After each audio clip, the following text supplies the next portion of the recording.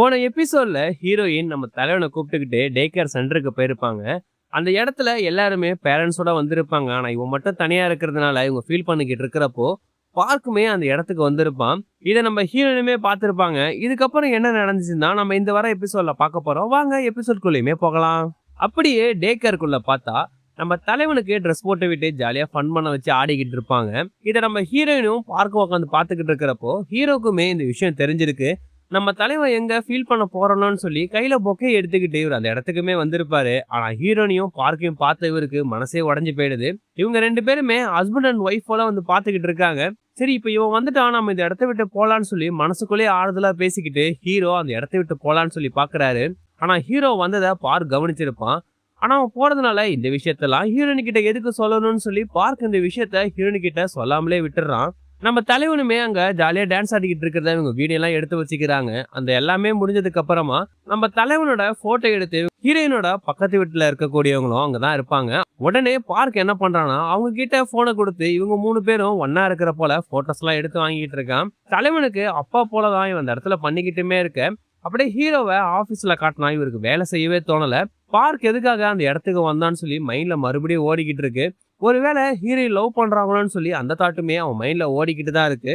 இருந்தாலும் அப்படிலாம் இருக்காது, ஹீரோயின் அப்படி பண்ண மாட்டாங்கன்னு சொல்லி இவன் அந்த குழப்பத்திலே இருந்துகிட்டு இருக்கிறப்போ அந்த இடத்துக்கு ஏமியோட ஹஸ்பண்ட் வராங்க. பாக்குறதுக்கே ரொம்ப சோகமா இருக்காரு. என்னாச்சுன்னு சொல்லி விசாரிக்கும் போதுதான் ஏமி இவர்கிட்ட டிவோர்ஸ் கேட்டுக்கிட்டே இருப்பாங்க. இந்த தடவை இவர் சைன் பண்ணிட்டாரு போல, அதுதான் சொல்லிக்கிட்டு இருக்காங்க. ஆனா இவர் ரொம்பவுமே ஃபீல் பண்றாரு, அழவுமே ஆரம்பிச்சிடுறாரு. நான் இந்த இடத்த விட்டு போறேன்டா அப்படின்னு சொல்லும் போது அவர் கண் கலங்கி அழுகிறத பார்த்துட்டு ஹீரோக்கு என்ன பண்றேன்னு தெரியல. அங்க இருக்கிற எல்லா திங்ஸுமே அவர் எடுத்துக்கிட்டு இருக்காரு. அப்படியே பார்க்க பார்த்தா ஹீரோயின் அந்த டே கேர்ல இருந்து தலைவனை கூப்பிட்டு வந்தாலும் ரெஸ்டாரண்ட் கூப்பிட்டு வந்திருக்கான். ஹீரோனை இம்ப்ரெஸ் பண்றதுக்கு என்னதான் பண்ணாலும் ஹீரோயின் இம்ப்ரெஸ் ஆவாங்க. குழந்தைய நம்ம நல்லா பாத்துக்கிட்டா ஹீரோயின் தானா இம்ப்ரெஸ் ஆவாங்கன்னு சொல்லி பார்க்குக்கு தெரிஞ்சிருக்கு. அவனை கவனிக்கிற விதமே ராஜயோகமா இருக்கு. அவன் ஆடின டான்ஸ் எல்லாம் வச்சு காட்டிட்டு இருக்காங்க. ஹீரோயினுமே இதை கவனிச்சுக்கிட்டு இருக்காங்க. இப்படியே அந்த மேனேஜரை பார்த்தா அந்த ஸ்டூடியோல இருக்கிற அழகுக்காக இருக்கிற எல்லா பொருளுமே இவர் வாங்கி வச்சதாதான் இருக்கும். எல்லாத்தையுமே எடுத்து வச்சிட்டு இருக்காரு. ஹீரோக்கு மனசே இல்லை இவர் போறது. ஏன்னா இவர் ஒய்ஃப் மேல இவர் ரொம்பவுமே பாசமா இருந்திருப்பாரு. இப்படி எல்லா திங்ஸுமே இவரோட கார்ல இவர் எடுத்து வச்சுக்கிட்டு இருக்கிறப்போ ஹீரோ என்ன பண்றாருன்னா, உங்க ஒய்ஃபை விட்டு போறதுக்கு நீங்க இவ்வளவு கஷ்டப்படுறதுனால நீங்க போகாமலே இருக்கலாம்னு சொல்லும் போது நானடா போக வேணாம்னு சொல்றேன், அவதாடா பிடிக்கிறேன்னு சொல்லிட்டான்னு சொல்லுவாங்க. இவ்வளவு நாள் அவங்க ஒய்ஃப் கூட இருந்துட்டீங்க, இதுக்கப்புறம் என்ன பண்ண போறீங்கன்னு கேட்க, நான் இன்னும் கொஞ்ச நாள்ல அமெரிக்கா போக போறேன், அங்க போய் என் ஃப்ரெண்டோட இருக்க போறேன்னு சொல்லி இவருமே சொல்லுவாரு. அப்பதான் அவரு ஒண்ணு சொல்லுவாரு, டிவோர்ஸ் ஆகிற எல்லாருமே தனியா வாழணும்னு சொல்லி யோசிக்க மாட்டாங்க, அதுல ஒருத்தவங்களாச்சும் கூட சேர்ந்து வாழணும்னு தான் யோசிச்சுக்கிட்டு இருப்பாங்க. நானுமே என் ஒய்ஃப் கூட அப்படிதான் இருந்தேன். என் ஒய்ஃபை பத்தி எனக்கு மட்டும் தான் நல்லா தெரியும். இந்த 20 வருஷமா அவ கூட நான் இருந்திருக்கேன்னு சொல்லி ரொம்பவுமே மனசு விட்டு பேசுறாரு. அதோட மட்டும் இல்லாம அவளுக்கு என் கூட இருக்க பிடிக்கல, அதனாலதான் டிவோர்ஸ் கேட்டுட்டா. எனக்கு ஆசைதான், நான் இப்ப அவ கூட இல்லாதாட்டியும் இந்த 20 வருஷம் அவ கூட நான் வாழ்ந்திருக்கேன், இந்த விஷயமே எனக்கு போதும், இது என் மெமரிஸ்லயே இருக்குன்னு சொல்லி அவர் ரொம்பவுமே ஃபீல் பண்ணி பேசுறாரு. ஹீரோக்குமே தான் ஒய்ஃப் மேல இவர் எவ்வளவு பாசமா இருக்காங்கன்னு சொல்லி ஹீரோக்குமே தெரியுது. அடுத்த நாள் ஏமி ஆபீஸ்க்கு வராங்க. இவங்க ஹஸ்பண்ட் ஆப்போசிட்ல நிக்கிறாங்க. ஏன் என்ன அப்படின்னு சொல்லி கேட்கறப்போ ஊருக்கு போறேன்னு சொன்னா போகலையான்னு கேள்வி கேட்பாங்க. இல்ல, நான் அவனை பார்க்க தான் வந்தேன், 20 வருஷம் நான் அவன் கூட வாழ்ந்திருக்கேன், இந்த மெமரிஸே எனக்கு போதும், இருந்தாலும் நான் ஊருக்கு போறப்போ என்னை சென்ட் ஆஃப் பண்றதுக்காக நீனுமே வரணும்னு சொல்லி இவர் ரொம்ப ஃபீலிங்கா பேசுறாரு. ஏமி கிட்ட கையை கொடுத்துட்டு இவர் அந்த பக்கமா போறப்போ ஏமிக்குமே ஒரு போல சோகமாகிட்டு இருக்கு. அப்படியே ஹீரோயினோட பக்கத்து வீட்டுல இருக்கிறவனை காட்டினா அந்த பாட்டியம்மா தான் டேக்கேர்ல இருந்து நம்ம தலைவனை கூப்பிட்டு வரணும். ஆனா இவங்க சோஃபால இருந்து வேக்கப் ஆகுறப்போ அவங்களுக்கு ரொம்பவுமே முதுகுவலி வந்துருது போல. அவங்க பையன் பார்த்துட்டு ஹாஸ்பிட்டல் போகணும்னு சொல்லி கூப்பிடுறாங்க. இவங்க வேணாம் வேணான்னு சொன்னாலும் எனக்குன்னு இருக்கிறவங்க நீங்க ஒரு ஆள் தான், உங்களை நான் எப்படி பாத்துக்காம இருக்க முடியும்னு சொல்லி இவங்க சொல்லும் போது ஹாஸ்பிட்டல் போனா குழந்தை யார் கூப்பிட்டு வருவான்னு சொல்லி கேட்க அவனோட பையன் உடனே ஹீரோயினுக்கு கால் பண்றாங்க. நிறைய கால் பண்ணி பார்த்தாலும் ஹீரோயின் ஏதோ மீட்டிங்ல இருக்கிறதுனால அந்த கால் எதுவுமே அவங்களால அட்டன் பண்ண முடியல. உடனே ஹீரோ கிட்ட சொன்னதால டே கேர்ல இருந்து நம்ம ஹீரோ தான் நம்ம தலைவனையுமே கூப்பிட்டு வருவாரு.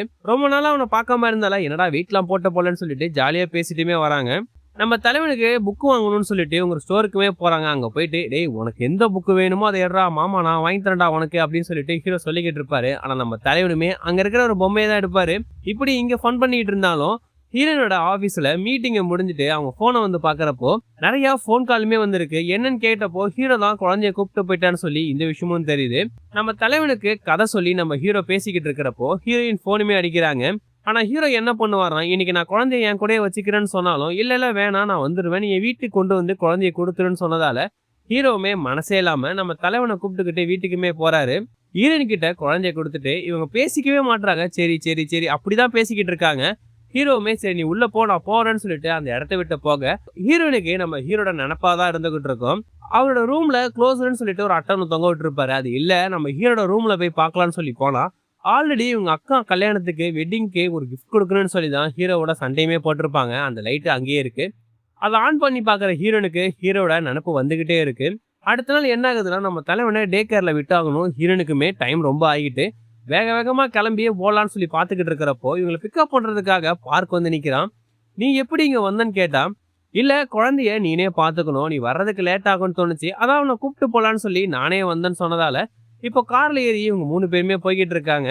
ஆனா இப்பதான் பார்க் என்ன பண்றான்னா, உனக்குன்னு நான் உன்னை சொல்றேன், இது போல நீ ரொம்பவுமே கஷ்டப்பட்டுக்கிட்டு இருக்க, தினமுமே நான் உன்னை கூப்பிட்டுட்டு போறேன், நம்ம தலைவனையுமே டே கேர்ல நானே விட்டுறேன்னு சொல்லும் போது ஹீரோயின் அதெல்லாம் வேணான்னு சொல்றாங்க.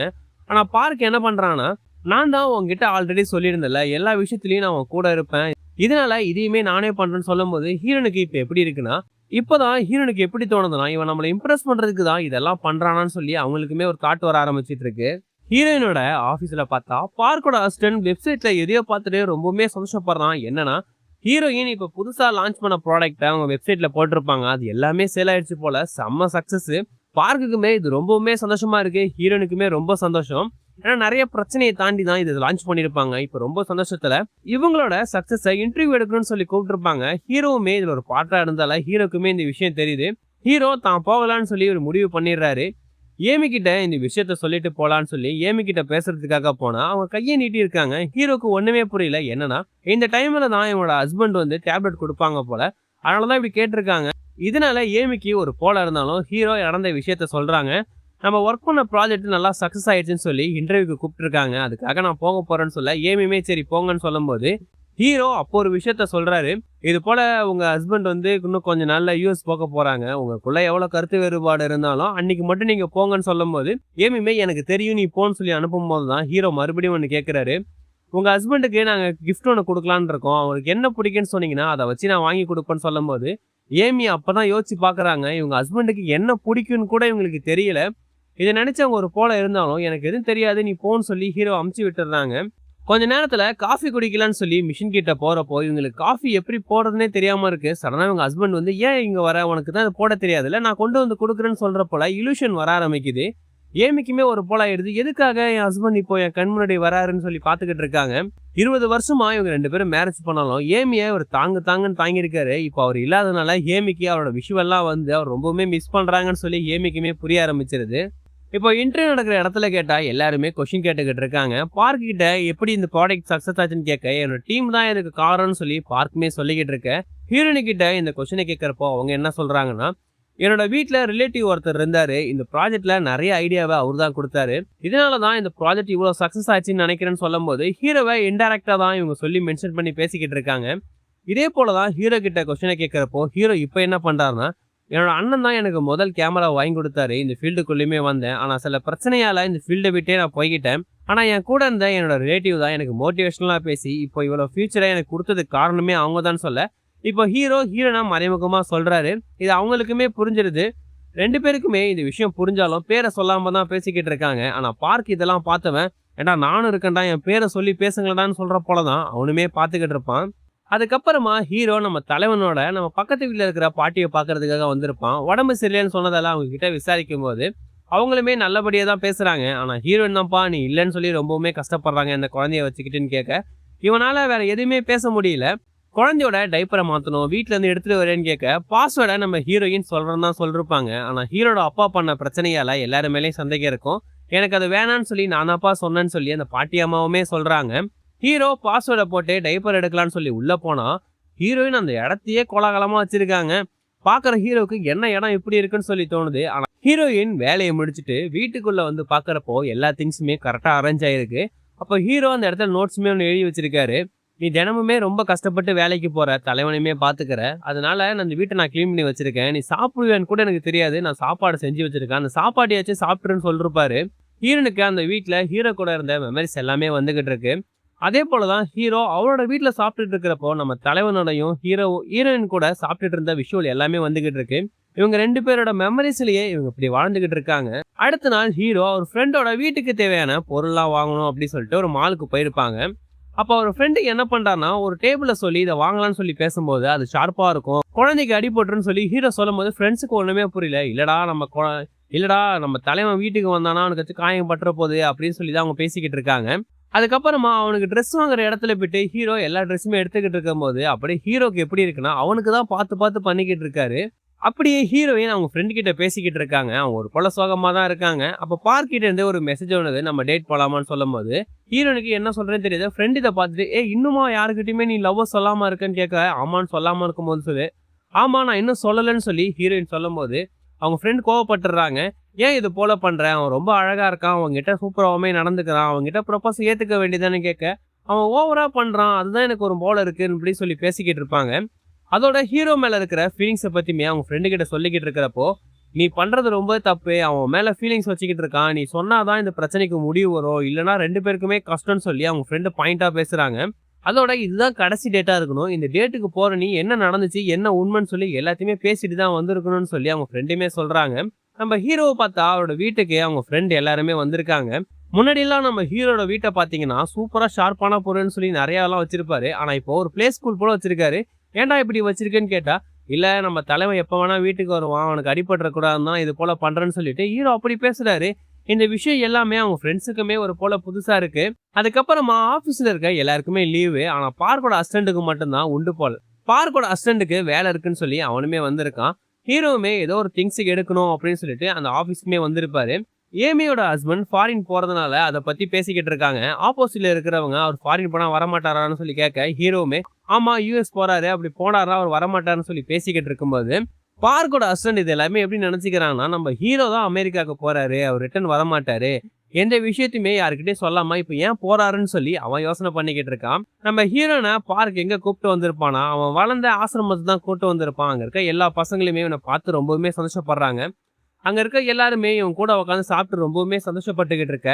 நம்ம ஹீரோ ஆபீஸ்க்கு போவாரு. ஏமி ரொம்பவுமே ட்ரிங்க்ஸ் பண்ணிட்டு இருக்காங்க. ஏன்னா இவங்க ஹஸ்பண்ட மிஸ் பண்றாங்கன்னு சொல்லி ஹீரோக்கு இந்த விஷயம் புரியுது.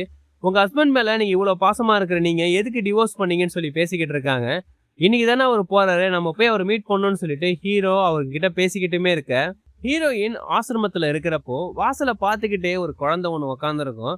என்ன விஷயம்னு சொல்லி கேட்கும்போது தான் அவங்க ஒரு உண்மையை சொல்றாங்க.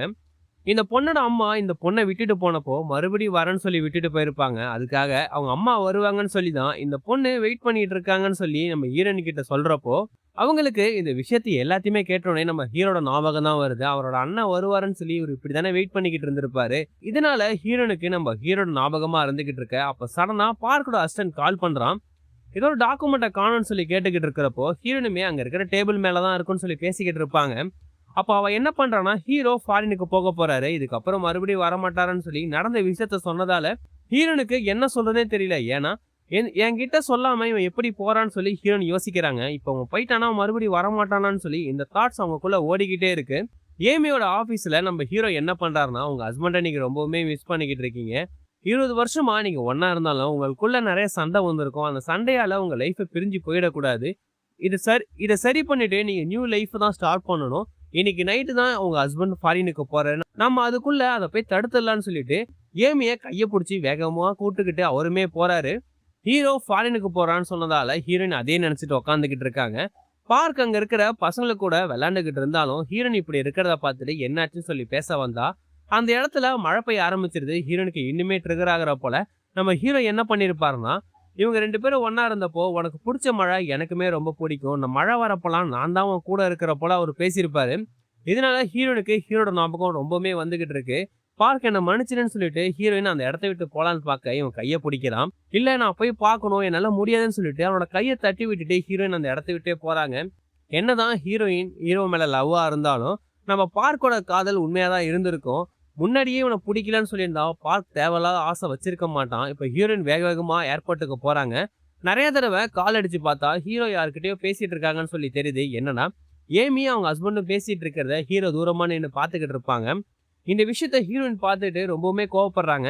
"எதுக்காக நீ என்ன விட்டுட்டு போற? போற விஷயத்த நீ என்கிட்ட சொல்லவே இல்லையேன்னு" சொல்லும்போது, "நீ என்ன தப்பா புரிஞ்சுகிட்டு இருக்கன்னு" சொல்லி ஹீரோ சொல்ல வர்றதுக்குள்ள உடனே கிஸ் பண்ணிடுறாங்க. "அன்னைக்கு நீ சொன்னதுக்கு நான் இன்னைக்கு ரெஸ்பான்ஸ் பண்றேன். உன்ன எனக்கு ரொம்பவுமே பிடிக்கும். லவ் யூன்னு" சொல்லி பேசவுமே செஞ்சுடுறாங்க. ஹீரோக்கு இது எப்படி இருக்குன்னா, நம்ம ஒண்ணுமே பண்ணாம நமக்கு ஜாக்பாட் அடிச்சிருச்சுடான்னு சொல்ற போல தான் ஹீரோ யோசனை பண்ணிக்கிட்டு இருப்பாரு. சரி, சரி உண்மைய சொல்ல வேணாம். நம்ம இதே மெயின்டெயின் பண்ணலாம்னு சொல்லிட்டு ஹீரோ மறுபடியும் பிடிச்சு ஐ லவ் யூன்னு சொல்லிடுறாரு. இதோட இந்த எபிசோட முடிக்கிறாங்க. இதுக்கப்புறம் என்னென்ன நடக்குதுன்னு சொல்லி நம்ம அடுத்த எபிசோட்ல பார்க்கலாம்.